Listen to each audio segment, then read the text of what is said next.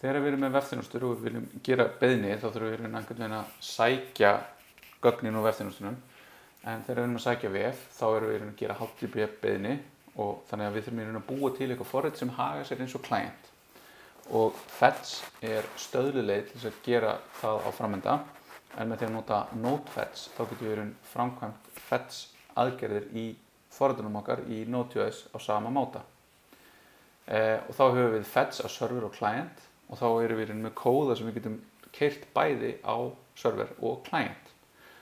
Og þetta getur verið kostur, svo þurfum við að skoða React eða Next.js sem leyfir okkur að búa til server-side rendered kóða sem þá renderaði fyrst á servernum og síðan birtir á clientum og þar haldið áfram að keyra þar, að þá erum við með sömu forritunarmálið, JavaScript og sömu API-in fetch til að gera þessar fyrirspurnir. Þetta var kallað isomorphic kóði en þetta yfirleitt kallað universal kóði. En fetch-staðallinn staðlaður af what working group og leyfir okkur að búa til requestur og í svona einfaldasta formi þá segjum við fetch og eitthvað url sem framkvæmir get aðgerð á urlið og skilar okkur promises sem við getum síðan nota til þess að sjá hvað kom tilbaka. Við getum líka sendt inn options hlut, til dæmis ef við viljum gera post og þá getum við líka gert put, patch, delete aðgerðir. Við fáum tilbaka, eftir að við erum búin að fulfilla promisið, fáum við tilbaka response hlut og sem hefur ákveðin gildi. Það með talið status sem segja til HTTP statusin á svarinu og við höfum líka oak property sem true, þá því að þess að statusin sé frá og með 200 upp í að 299 statuskóði tilbaka. Eftir að við fáum response þá þarfum við að athuga hvað ætlum að gera við gögnin. Við getum túlkað þau sem JSON með response.json, texta með response.text eða sem binary gögn með response.blob eða response.arraybuffer. Og allt sem að skila þetta promise sem við þurfum að resolva til þess að fá þá tilbaka túlkugögn. Síðan þurfum við að nota fetch til þess að búa til köll. Þá oft tíma að búa til köll sem einhvern veginn byggja á einhverjum gögnum sem við höfum.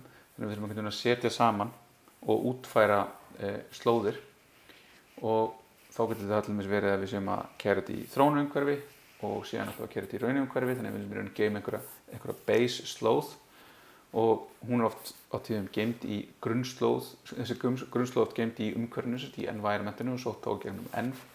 Þá getur allir verið API URL á meðan við erum í development, það það á localhost, en þegar það komið á production þá það https api.example.org. Og síðan viljum við gera köll á /users eða /users/1 á þessari vefþjónustu og þá þurfum við einhvern veginn að setja saman þetta. Við getum gert það með einhverjum strengja meðhöndlun en þá getum við lent í því að við getum gert mistök. Til dæmis ef við gleymum því hvort að við vorum með trailing slash eða ekki, þá getum við bara einfaldlega vantað hjá okkur slash á milli eða við getum fengið 2.